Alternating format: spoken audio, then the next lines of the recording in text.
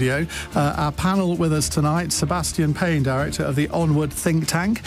Lord Moylan, Daniel Moylan, Conservative peer, former Deputy Chairman of Transport for London. Zoë Grünewald is a political reporter for the New Statesman. And we have Danny Shaw, Home Affairs, Policing and Criminal Justice commentator. You hear him a lot on our airwaves. 0345 6060 973 if you'd like to send a question in or call in with a question. You can send a question by saying Alexa, send a comment to LBC, or by texting 84850.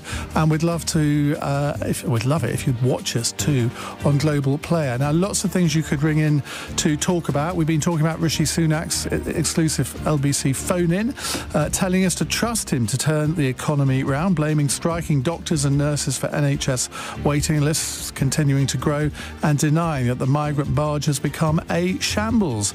Donald Trump compares the latest charges laid against him over attempting to overturn the last election and the Capitol riots to the actions of Nazi Germany and the Stalinist Soviet Union. Nothing like a bit of embellishment, is there? And campaigners have attempted to pay the British government £35,000 because that's what it paid to buy the Elgin marbles in the 1800s, so they can be returned to Greece. We're going to be talking about that after 9, but happy to have a question on it here as well. 0345 6060 973 is the number to call. Call 0345 6060 973. Tweet at LBC. Text 84850. Cross question with Iain Dale. This is LBC. Well, welcome to you all. Let's start off with a text question that actually came in the last hour, but I thought was actually a really good one for Cross Question. It's from David in Streatham.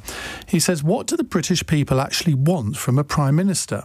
He or she is a human being, just like the rest of us, trying to do a difficult job. Clearly, simply voting for whoever stands does not work. What do we want from a Prime Minister in 2023? Maybe compared to 1983 or 43, maybe that's a difficult comparison. Sebastian Payne, you used to cover the political beat for the Financial Times. What do you think? It's a really interesting one because on the one hand, we want political leaders in the 1943 sense, people who can lead the economy, take tough decisions, enact policy, stand up in the House of Commons. But then we also want someone who is a moraliser, who gives their opinion on every bit of item that's in the news at any one time. You also want someone who's something of a celebrity as well, who can dress in a certain way or talk in a certain way or comment on cultural issues. So people have often commented about how British Prime Ministers are becoming more presidential, and I think it's because of this all-round figure. You know, if you think back to Prime Minister of the 1950s, when Anthony Eden came off an aeroplane, the journalist would basically say, Mr. Eden, tell us how wonderful you are and how greatly you've been running the country today. And that's not what Prime Ministers get. You would never think about asking about their private lives or about what was going on or what they thought about new books or new films, but that's what Prime Ministers get all the time. So I think at the heart, we still want someone who is actually leading the country and making the difficult decisions, but it's much more of a cultural figure as well. And I think that's why it makes it a much tougher job. Zoë Grünewald.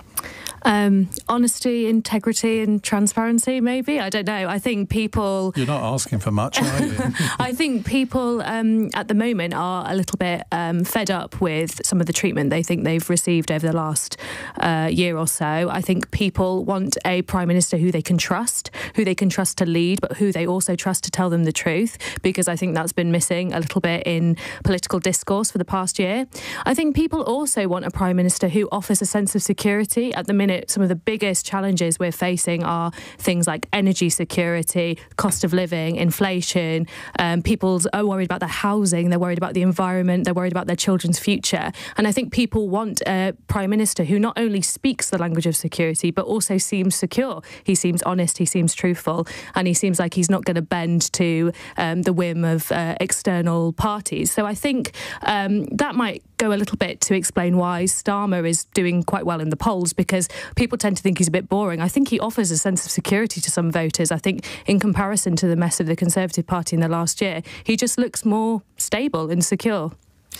Now, Daniel, have you ever covered the political beat, or you've always stuck with Home Affairs related stuff? I've covered politics. I mean, the intersection, there is an intersection between politics and Home Affairs, particularly on immigration. But I think it depends what we want from our political leaders, depends on the times, doesn't it? Because after Mrs. Thatcher, we wanted a kind of John Major figure, didn't we? Someone that wasn't so strident, someone was a bit more conciliatory, someone who was a bit more down to earth. I don't know why you're nodding your head, Seb. You weren't even born then. This thing's called history books here, and I've read a couple of them. But I think you're absolutely right. Different era, different times, different requirements. But I think Zoe's got a really good point in that the common thread amongst you want them to tell the truth, or at least the truth as they see it. You want honesty and integrity, and there is a feeling in the country nowadays that we're not getting that in politics. But people wanted, I think, in 2019. They wanted someone like Boris Johnson. They certainly voted for him in the elections. They wanted someone who could come in, in this sort of bullish manner and say, come on, everyone, wake up. We're going to sort this out. We're going to fix it. I've got a vision. This is going to be great. Don't worry about it. The kind of people wanted that. And then obviously we saw that it was just sort of a pack of cards and fell apart. So, I do think it does depend a bit about the times. And then after the Johnson era and the Truss debacle, people wanted a bit of stability. I think the question is, Sunak's providing a bit of stability and a bit of, managerialism, but is that really enough now? Or is it the fact that actually, after 13 years, people are tired and actually want a complete change? Daniel Moylan. I slightly disagree with Sebastian, who I think is describing what it is politicians think the public want. But I think the public know that if they get all of that, that's asking for the moon. And that in practice, they probably want a great deal less from their prime ministers. That they know, and not just under this government, but under New Labour as well, that most of the promises, the pledges and the cosy words don't add up to a great deal of change in their lives. So what they do want, they want some sense of leadership and vision, that you know where you're taking the country. They want a sense of competence and delivery, that you're actually delivering on those key things. You're not being distracted off into other areas. And they want, as Zoe said, they want a sense of authenticity, a sense that you're a real person and that you can communicate with them. And they do understand that people are flaws and they have other obligations. Rishi Sunak is going off on a holiday with his family. Fine, that's his obligation. So he lost my vote when he said he was going to Disneyland and wanted to go to the Star Wars exhibition. I mean... I'm not going to comment on personal preferences. It wouldn't be exactly where I'd want to go either. But that's fine, if that's where he wants to go. And that's his priority, looking after his family for a few weeks or however long this holiday is. And people understand that. And so I don't think really they want this... They expect this huge package of being Churchill and Thatcher and all of those things rolled up together with the emollients of a John Major as well and the ruthless charmlessness of a Gordon Brown. That's not the sort of package they're expecting. They understand something more limited, but it's got to be focused, there's got to be a sense of direction, a sense of delivery, and a sense that you're a real person. You've got to be the right Prime Minister at the right time, haven't you? I mean, I always think James Callaghan could have been a really good Prime Minister if he hadn't become Prime Minister in the middle of an economic crisis in 1976. Gordon Brown, if he had become Prime Minister in 1997, I suspect we'd all think of him as a much better Prime Minister than maybe we do now. And if you look back at the Brexit years, often people say that we got it the wrong way round, that Boris Johnson, if he'd been Prime Minister in 2016, had the whole Michael Gove business not happened, it would have been much easier for him to do the sweeping vision of what Brexit Britain looked like and sell some of the tough compromises that would be required. And then when we came to the COVID pandemic and trade deals, Theresa May was the much more details person and she might have fitted those times slightly better. Do you all agree with that? Well, I mean, certainly timing is everything. Theresa May was just the wrong person to try and schmooze the Europeans into a deal, and that is just not her forte, or to try and get the backbenchers on side and all the rest of it. I think that is the first time someone's ever used the word schmooze in relation to Theresa May. Well, exactly, she was not the person to do that, but at another time she probably would have been the person during a pandemic, potentially, would have been all over the detail of it, wouldn't she? You can absolutely just imagine that, and probably leading and so on. And as you say, Johnson might have been a better time if he'd have swapped places with her, but I do think we can slightly overstate Johnson's appeal to the electorate in 2019. I think a lot of people voted for Johnson sort of through gritted teeth, actually, because they didn't like the leader of the opposition, and a lot of them wanted to just get the Brexit debacle over and finished with.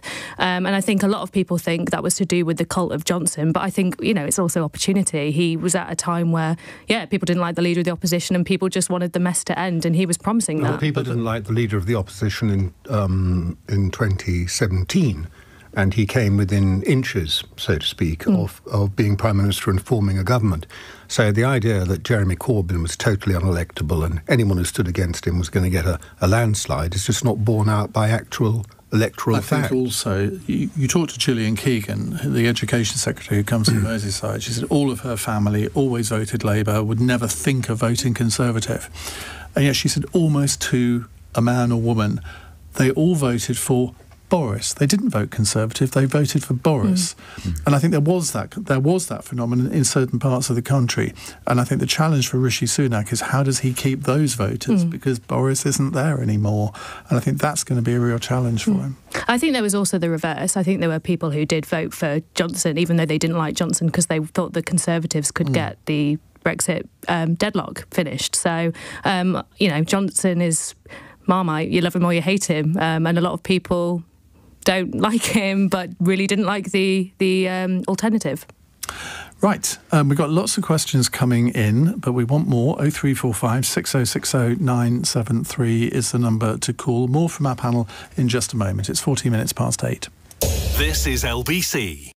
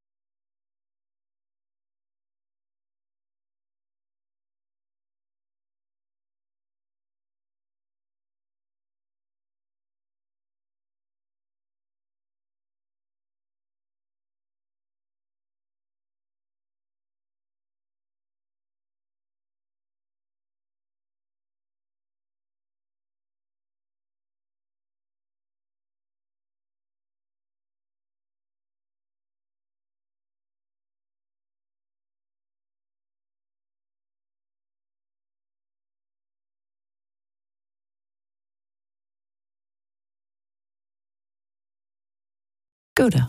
Cross Question with Iain Dale on LBC. Text 84850. 8:15 on LBC. Let me reintroduce you to my panel. Sebastian Payne is with us, director of the Onward think tank, which is sort of right-leaning. Daniel Moylan, Lord Moylan, Conservative peer, former Deputy Chairman of Transport for London, New Statesman political reporter Zoë Grünewald, and Danny Shaw, Home Affairs, Policing and Criminal Justice commentator. Right, let's go to Ben in Clacton. Ben, hello, what would you like to ask? Evening, Ian. Good evening, panel. My question is Rishi Sunak putting his party's short-term electoral interests ahead of the fate of our children and grandchildren? Just expand on that a bit. You mean in terms of some of the environmental things he's announced this week? Yes. Right. Yes, and also the traffic fumes that going into children's lungs in London, schools near main roads. Well, I'll have to go to Zoe first on this because her surname means green forest. It does. It's perfect. I would. I do think he is putting short-term interests at the expense of children's future. I think that was how the caller phrased it. But I don't think he's doing it correctly. I think he's slightly misread the room, to be honest. I think, there is a large proportion of voters who are in favour of green and environmental measures, who want to see us transition carefully, but indeed transition to net zero. I think lots of families are concerned about their children's future. This goes back to what we were saying about security. I think the Conservatives have seen an opportunity in their very tight victory in Uxbridge, the Uxbridge by-election, where I think it was 495 votes that swung it for them, and have spotted what they think could be a potential issue that they could exploit to win over some of their base, win over some of the swing voters.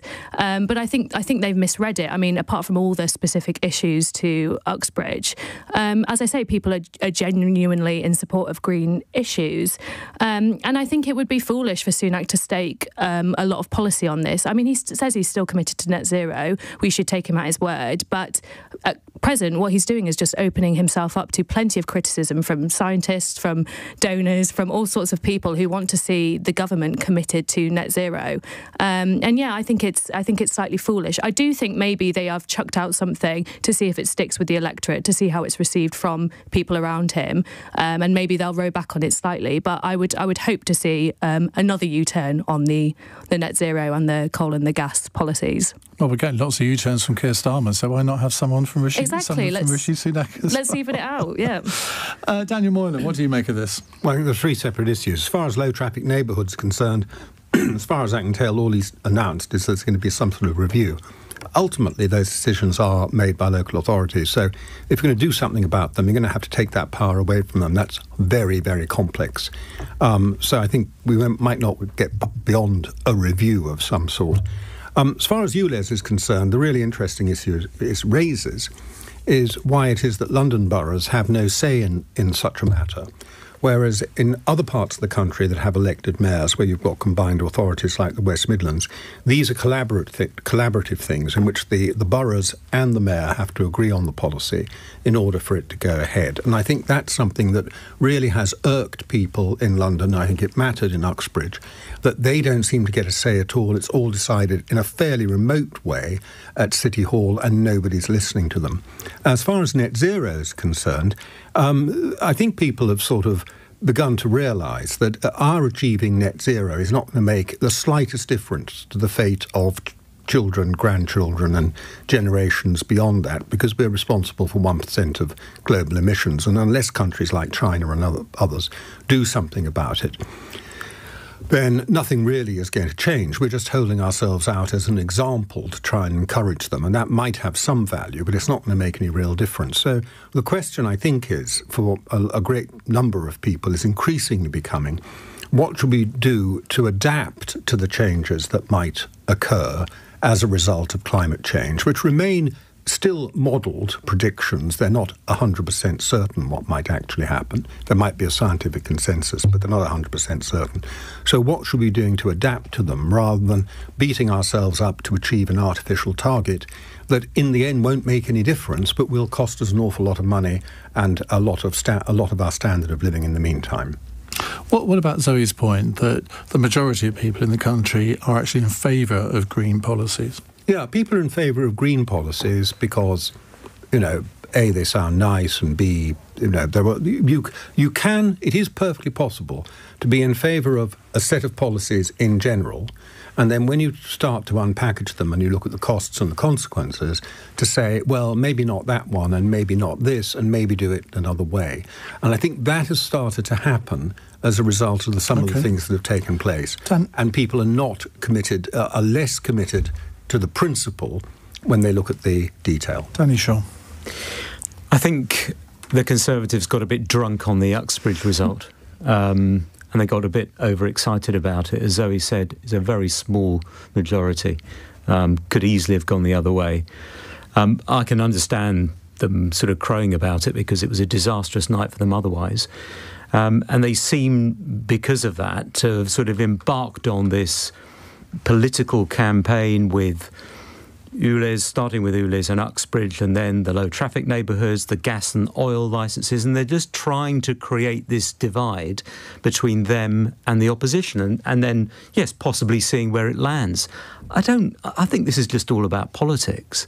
They can have the objective of the net zero. Is it 2050? Yeah. They want to get there, 2050. And that's an aspiration. And it's not. It's a legal requirement, actually. But statute. Then fine, they can stick with it. They absolutely can stick with it. They don't have to legislate against it because they're not going to be around in 2050. None of them are going to be around.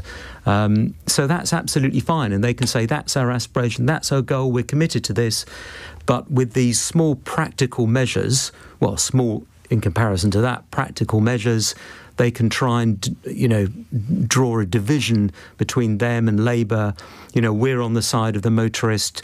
We're not, we've got to develop our own energy sources or harness our own energy sources and not rely on Putin, all that kind of thing. And that's what it's about.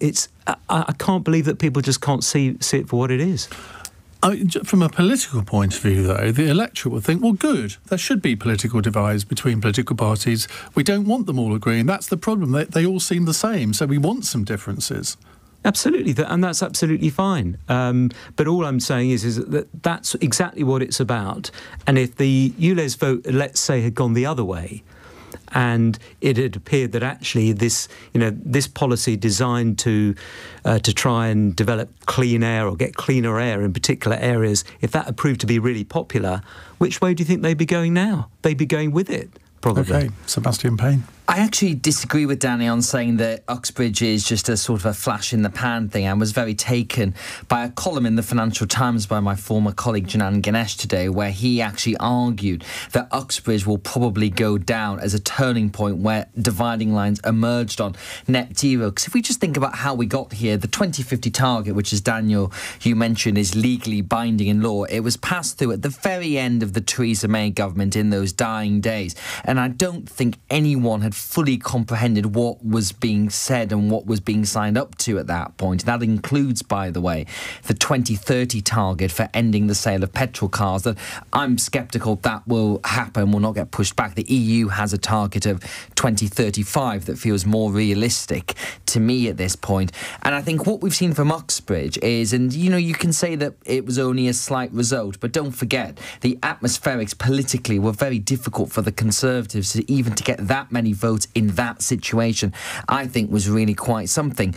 What we're seeing on Zero is people need to be taken on the journey with them. I think the vast majority of Conservatives believe that climate change is happening, that decarbonisation needs to happen, that we do need to reduce our emissions, but they also believe it needs to be done in a sensible way. It needs to be done in a pragmatic way, and in a way that isn't just set to this arbitrary target and we must hit it, never mind if the technology is ready or not. And that, for me, is the result of the Uxbridge result, that this is not about does net zero happen or not. The Prime Minister has said he's still committed to it. What matters about how we get there, how you fund it, and where the technology is. And I think if you compare what Rishi Sunak is saying to the Labour Party with their £28 billion green energy pledge that still no one knows, A, how it's going to be funded, B, what it's going to be spent on, that's kind of fantasy politics versus a more pragmatic approach I think we'll see from the Conservatives in this government. Well, let's take a follow-up email question from Stuart in Stretford in Greater Manchester. He says, would the panel describe climate change scientists as eco-zealots? Rishi Sunak told Nick Ferrari that his daughters care about environmental issues but are not eco-zealots and are open to sensible, practical arguments. Not quite sure, Stuart, why you think he was describing climate change scientists as eco-zealots. I suspect he was referring to Just Stop Oil and people like, I've said it, people like that. Zoe? I wouldn't describe climate scientists as eco-zealots, just as I don't think Rishi Sunak was. I also probably wouldn't describe Just Stop Oil as eco-zealots. I know, I'm sorry, Ian, but I just wouldn't. I think it's, one of the most pressing, if not the most pressing issue of this age. And I think there is seemingly just a sense of complacency amongst leaders across the Western world and across the developing world as to, this isn't... we don't know what to do about this. We're not working together on it enough.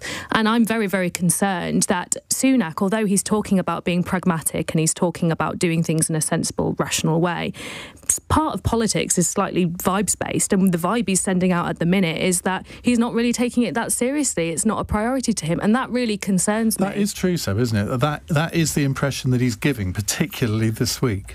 Well, this impression has come from the fact there's been a whole round of new North Sea oil and gas licences that have been not put just forward. that, but all the sort of war on the motorist and all of that stuff as well. It's building up into giving the impression. I mean, as Dave says here on a text, the panel are brilliant at waffle. Cut off all this off-the-wall jive in a nutshell. At the moment, Labour are anti-car, Conservatives are pro-car. So Dave has fallen for it. But of course, cars are not just petrol cars. There's many EVs as well on the road. Don't get me started. No, don't mention your Audi, Iain, because I think that would be a bad route to go down. Audi. Oh, right, well, there you are, you see. But the fact is, I think what you're getting at about the car thing is emblematic of a wider thing about where transport is going within the future. That I think if you look at Jaguar Land Rover, in the next 5 years, they will have a fully electric fleet. That's because the 2030 target was set, because that was set by Theresa May. They're not going to suddenly go, you know what, let's start making petrol cars again, because that is their business plan. The same will be for Volkswagen and Nissan and Toyota and all those other car makers that have got very clear EV plans here. But just on the vibes thing, I think the vibe that Rishi Sunak is trying to get across is we are not just Stop Oil, and I'm so sorry, Zoe, but they are eco-zealots, and I think a lot of people might agree with that. And also, climate scientists don't agree with Just Stop Oil. They say they are being completely absurd in what they're doing. Let's squeeze a quick question in before the news. Michaela in Hebden Bridge says, what is the panel's view of an MP who promises to resign and then fails to do so while being paid by the taxpayer for doing nothing? Do they think it's just another example of the Conservatives' broken promises? Well, the PM told Nick Ferrari today that Nadine Dorris's constituents in Mid-Bedfordshire are not being properly represented. Well, they're not, are they, Daniel? Oh, I don't know. I mean, maybe that level of representation is suitable for them. But the fact is, what do you mean by that? Well, you choose an MP. I mean, how many really? In the good old days, going back several hundred years, MPs turned up for a couple of months a year and did the business and went home, and everyone was happy. Now they're there the whole time. I think you exaggerate. I think it was a couple of weeks a year. Now they're there the whole time. Are we any better off as a result? I mean, I think that Nadine Dorris is allowed to change her mind, and perhaps she should do a little bit more work. Perhaps she should appear in the House of Commons a little bit more often. But I wouldn't be one to criticise her. Danny? Daniel, come on. Really? I mean, it's pathetic. She threw her toys out of her pram and said she was going to resign, and she hasn't resigned, and yet we've got the candidate going around, doing lots of photo images and all the rest of it. She's causing havoc. This is what she wants to do. But she's letting down her constituents, she's and it's causing pathetic. Havoc. Well, you don't know that she's letting down her constituents. Oh, she is. Come on. I don't know. If she's going to resign, but don't just sort of dangle this. It's putting herself instead of her constituents. Those are the people. They are the people who elected her, and she should be serving them properly. And if she doesn't want to do that, then just go away. Sir Payne, it's commonly known that you're aspiring to be an MP. How would you treat your constituents? I think better perhaps than the situation we're describing. More than a couple of weeks a year. I think that would be the general aspiration for anyone who goes in the House of Commons. An aspiration, not a commitment. Absolute commitment, Iain. I'm happy to give that to you entirely now. But I think for Nadine Dorries, what Rishi Sunak said this morning has to be right, that she said she's going. The Conservatives have chosen a new candidate. She can't be half in or half out, and I think it's clear she still wants to go. If she changed her mind, she could do a mea culpa and say, well, in fact, actually I've decided to stay to the election. She's not done that, so it would be better, I think, if she did hand in her notice and become the steward of the Chiltern 100s and allow the by-election to crack on. Zoe? Well, Nadine Dorries has built her platform in the last year in a sort of defence of democracy, defending Boris Johnson from the Partygate Privileges Committee report and being very angry that she was denied her peerage. And yet, despite this angle that she's presented, that she is, feels like democracy isn't being respected, she is now preventing her constituency from having democratic representation. I think it's hypocritical.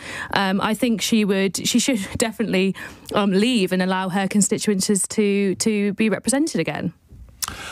And with that, we're going to go to the news with Tim Daly, but lots of your questions to come after the news. 0345 6060973. It's 8:31.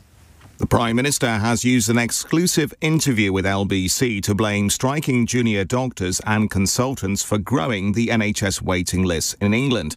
The British Medical Association says the backlog became a problem well before the walkouts. The stepfather of a baby found with 39 rib fractures and 19 visible bruises has been convicted of his murder. 10-month-old Jacob Crouch was found dead in his cot in December 2020.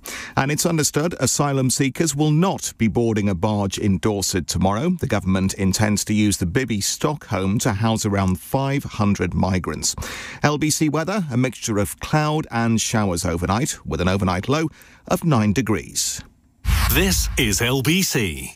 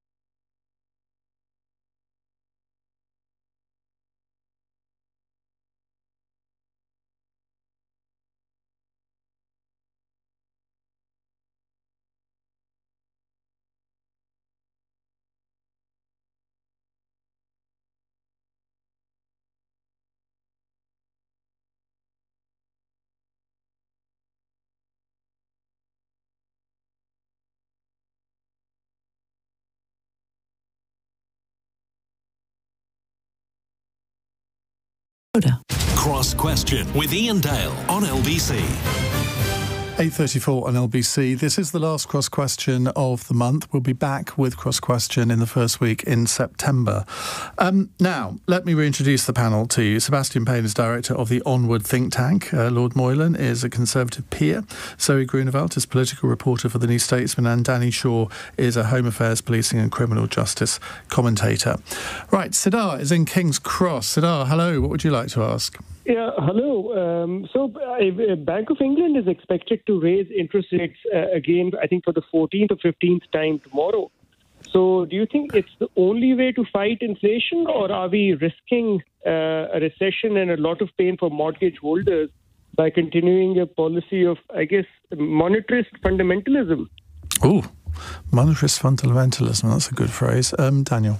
Well, I am a monetary fundamentalist, and I think this is the only way of fighting inflation.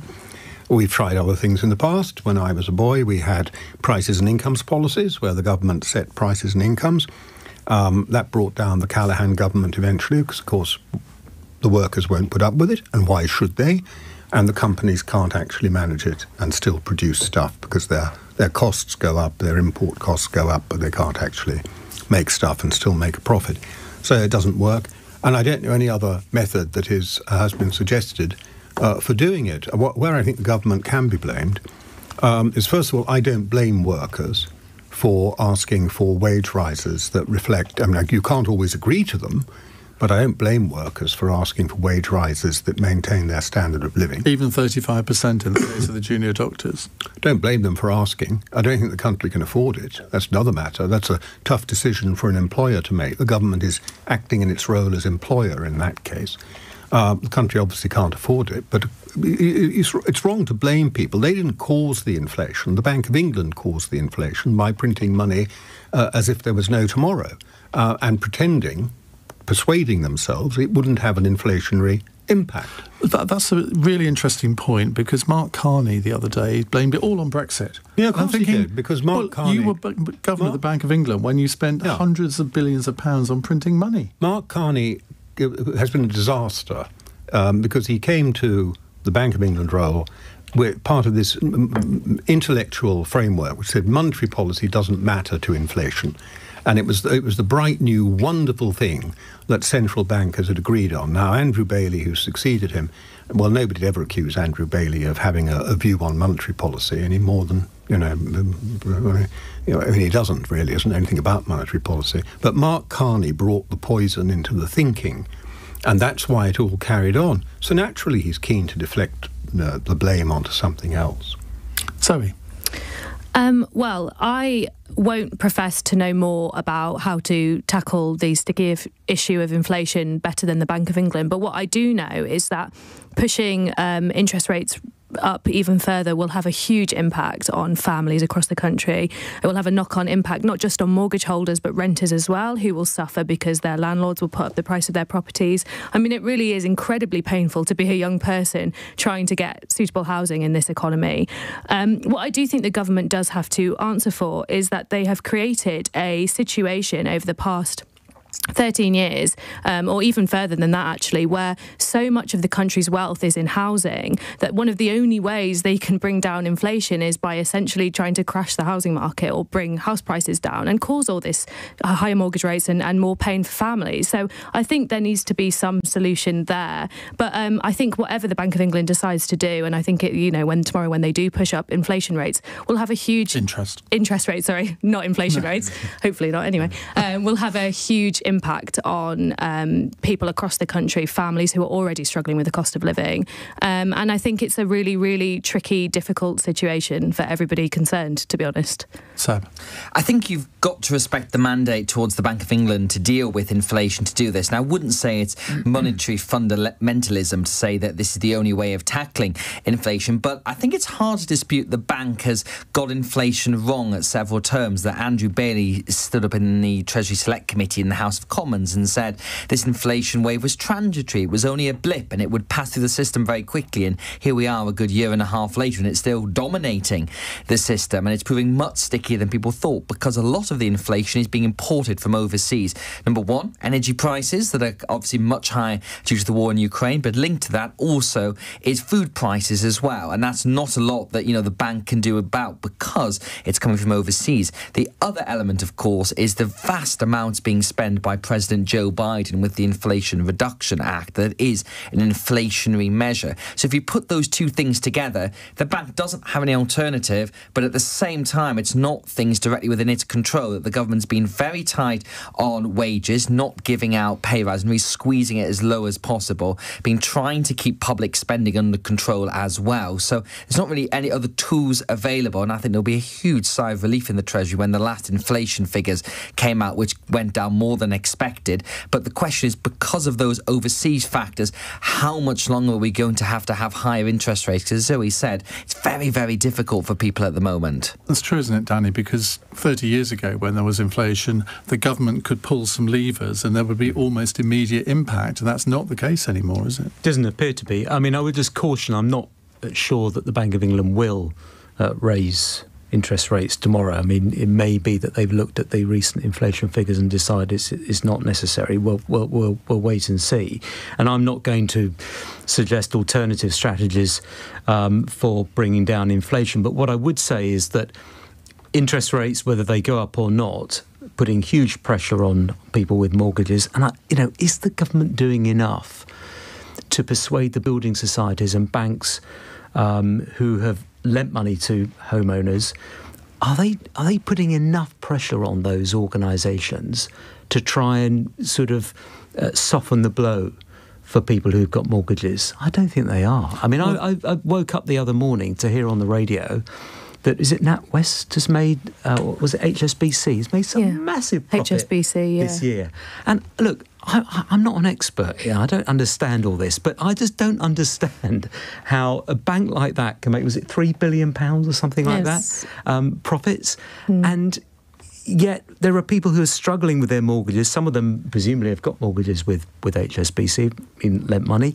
Are they doing they do a bit more to help them out? To be fair, there was, and maybe you know the details of this more than I do, Zoe, but there was a summit in Downing Street, I think 2 or 3 Fridays ago, where they got all the banks together. I think it was 85% of the mortgage market together, and they came up with an agreement on that they would allow people to switch to interest-only mortgages for a time, and there were several other measures designed to help, and they all signed up to that. But it didn't get, it was the night that Hugh Edwards' name came out, and it got 20 seconds in the BBC News Bulletin. Well, it was a summit, wasn't it? Which I did think was a bit... the Russian coup got 90 seconds, and Hugh Edwards got 15 minutes, which I thought news values... Friends, news values. Mild influence. Well, I was just encouraging you to slag them off. I'm sure you were frustrated at times when you didn't get the amount of time for your stories that you wanted. Should explain you were Home Affairs editor for... Yeah. No, what was your official title? Correspondent. Yeah. Sorry, I promoted you because you should have been. Anyway. Right, let's go to an early break and we'll come back with an incisive question from James in Ayr. It's 8:43. LBC.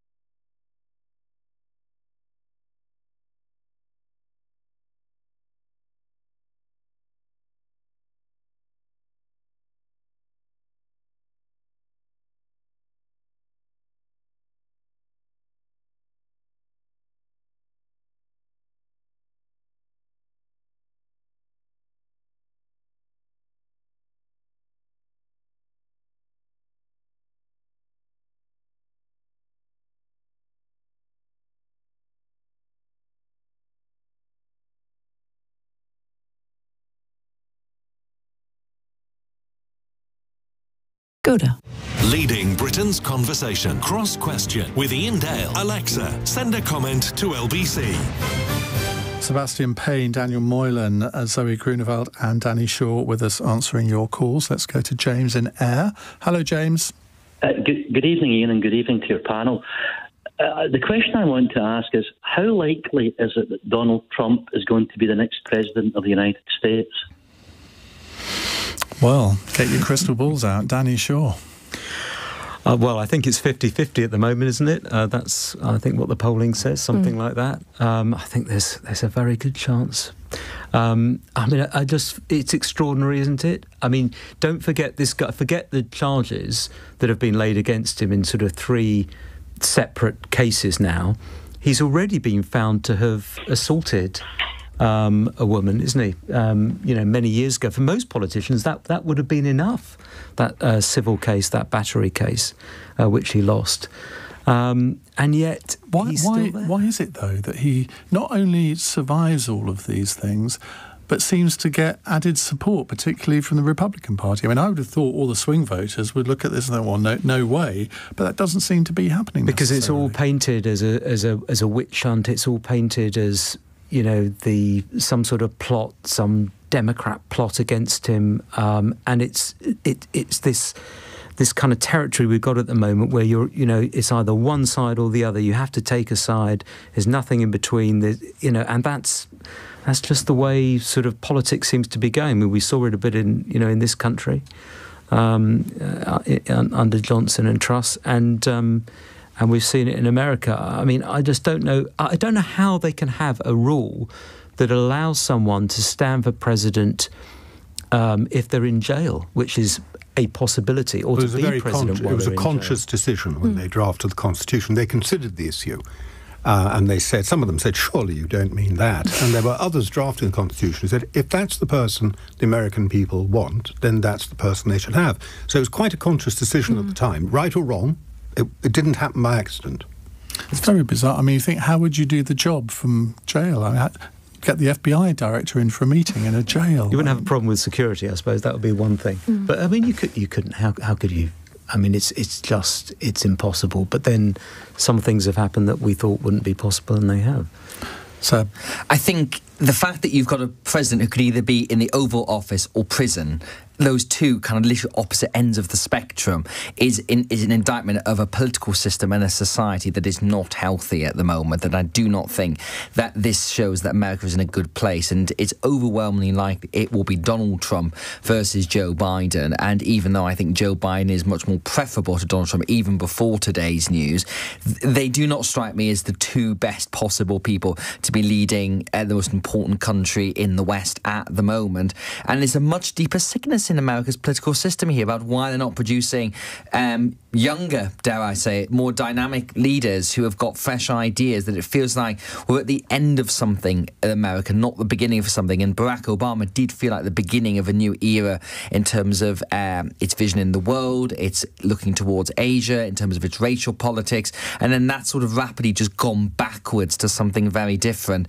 But for Donald Trump, I mean, the whole thing is just feeding the MAGA mindset. And you've heard Sebastian Gorka, who was his advisor, who's been on every single radio station as far as I can tell today, by spouting this complete nonsense that's saying that you can't trust the judicial system. The whole thing is corrupt, and this is going to really expose it all.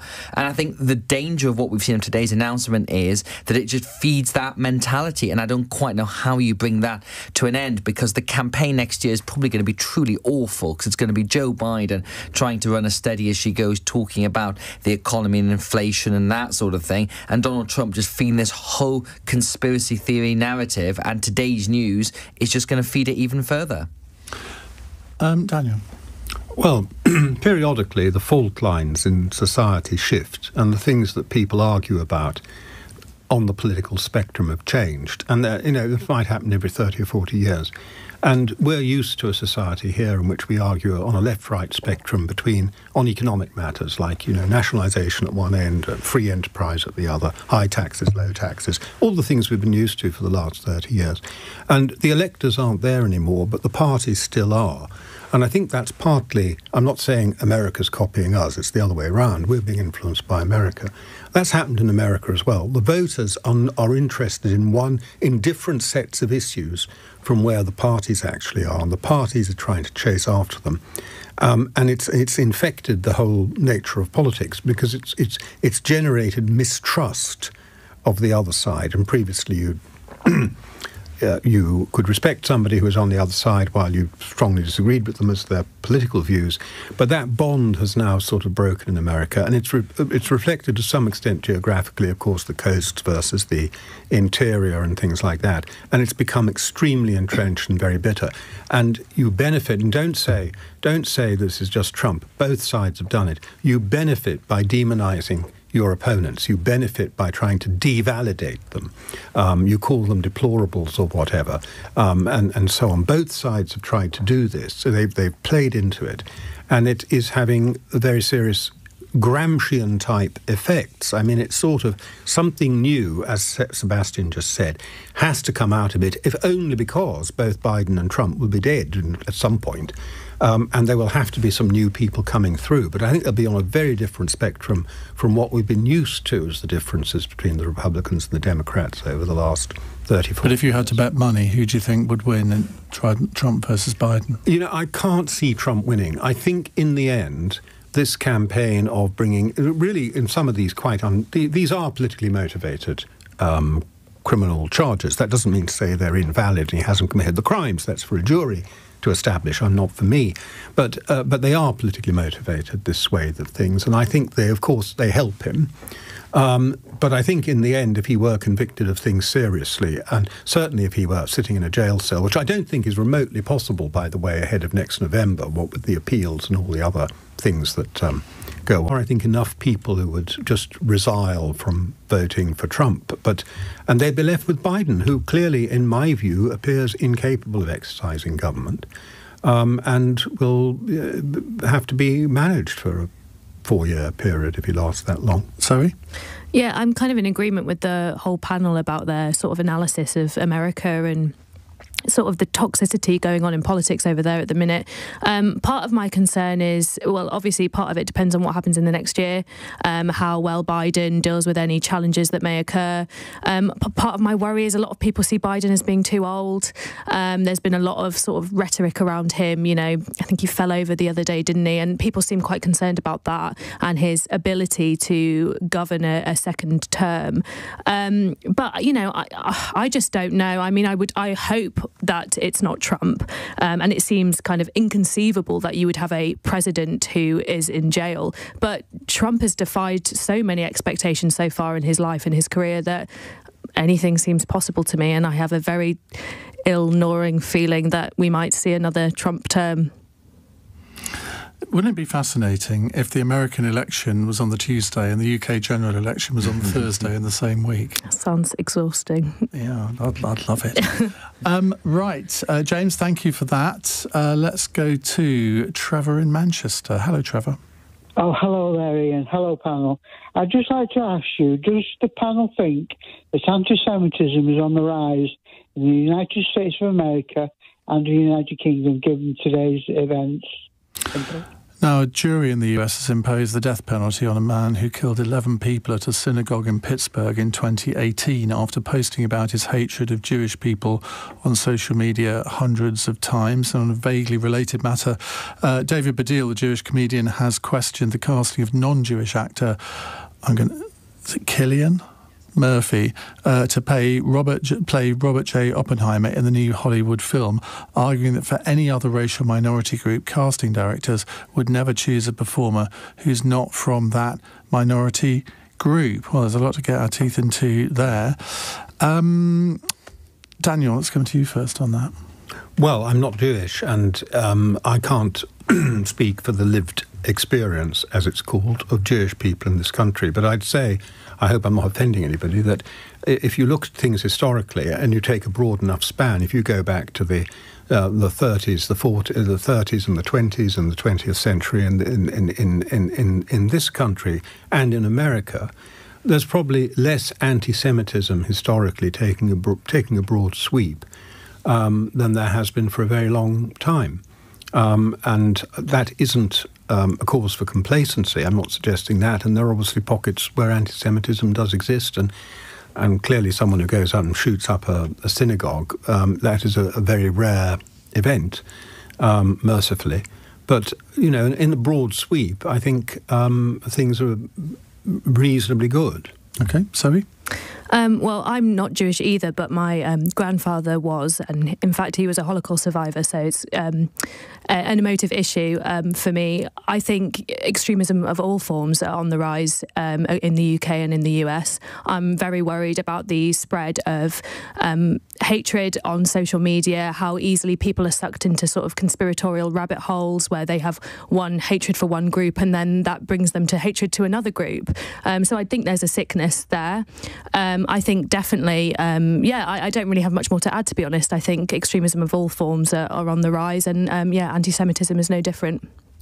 So it has to be on the rise if you look at what you've seen on the far right and the far left of politics in the UK and the US, that I think on the kind of far right of politics, a lot of kind of conspiratorial nationalist stuff has definitely gone into anti-Semitism, and you've seen that from people like Marjorie Taylor Greene, the US congresswoman, who's I think definitely put forward some anti-Semitic conspiracy theories. And on the far left, you know, when we had Jeremy Corbyn's leadership in the Labour Party, not him necessarily per se, but people around him, and that created a whole online atmosphere. And to Zoe's point, social media has to take a huge amount of blame for the rise in anti-Semitism, that it is now able to dwell and fester in the sewers of Twitter and Facebook and everything else. A lot of it is unregulated. It's become a lot less regulated since Twitter became X under Elon Musk. And that's something that I think we've got to all take on as individuals. It's not just up to the tech platforms, and that's calling out anti-Semitism when we see it. Danny? Well, I am Jewish, and I can't really speak for America. I mean, what the appalling events there, but I think in this country, I think we're forgetting the 1970s, the National Front. Well, I grew up in an era of the National Front and being, the victim of anti-Semitic abuse when I was growing up as a schoolboy. Things were pretty bad then. To some extent, I think the difference is social media and how quickly some of the conspiracy theories and some of the extremism can spread. I think that's the difference. And that's what's worrying now. But I don't know whether we can say it's on the rise or it's more than it was then. There's more awareness of it. There's better reporting of it. So very difficult to say. But I think overall, I think we're probably a more tolerant society than we were in the 1970s. But it's those pockets of extremism that can get really entrenched and, you know, can be really fertile ground for some dangerous people to do some really dangerous things, as we saw in the US. You've all impressed one of our listeners. Got a text to say, what a great hour of debate. Another hour, please. Well, I'd love to keep them all here for another hour, but I suspect they've got homes to go to. But we will have a big debate in a moment on the Elgin Marbles, of all things. That's come into the news again today. But our final fun text question, everybody always looks forward to this, is from Mercedes in Derby. It's funny, I always thought it was Toyota in Derby. Anyway. Sorry, very weak joke. Zoe found it funny, though, so that's good. I didn't. A 13-year-old boy has found a huge shark tooth on a beach in Essex. What's the best thing you found on a day out and then decided to keep hold of? Seb? So on a holiday, not quite a day out, I found a plum tart. That I was in a French gîte and we arrived there, and sitting there was a freshly baked plum tart, and I didn't keep it, but I did eat it. What, because the nice French person whose gîte it was left it for Exactly, you? no sign of the person, just a plum tart sitting there. OK. Danny? We didn't really find something new, but I was on holiday with a girlfriend in America some years ago, and she left her bag with her passport and wallet on the top of another car while we were unloading, putting our bags into another car, drove off. The bag was gone with the wallet, passport and everything else, and then a couple of hours later we got a call from the local police officer. Someone had handed it in. That's fantastic. That was isn't a it? relief. I had a similar thing happen in Ludwigsburg in Germany. I lost my wallet and somebody handed it in. And in Germany, there's a rule that if somebody hands in a wallet, you have to pay, I can't remember the percentage, but something like 10 or 20% of the contents. But of course, you're so relieved that you do it. Okay. Sorry. I can't think of anything I found on a day out, but I used to work in a bar in Sheffield when I was at university, and quite often at 4 a.m. when everyone had cleared out, people would have lost £10 notes and, various things, and we would, use it to buy pizza for everyone. So that was quite nice, I guess. But no, I can't think of anything I found on a day out. I like that. That's an innovative answer. Oh, yeah. And you're guaranteed to be invited back now. You've mentioned Sheffield, because Corey, our producer, is from Sheffield. Oh, good. Daniel? Well, I've never found a tart in a French hostel. I did once find, on the Pembrokeshire beach, I found a rather colourful agate rock, which I have to admit I still have, and serves as a doorstopper in my flat. I'm sure you've committed some sort of offence there, but we'll let it go. Listen, thank you all very much indeed for joining us. Sebastian Payne, Daniel Moylan, Zoë Grünewald and Danny Shaw. Well, coming up in a moment, campaigners have tried to repay the British government the £35,000 that was spent on the Parthenon or Elgin marbles in an attempt to press for their return to Greece. Now, we all know the history of the Elgin marbles. I don't think it was the British government that paid for them. I think it was Lord Elgin. So this has raised the question, well, should the British government accept this offer? But of course, £35,000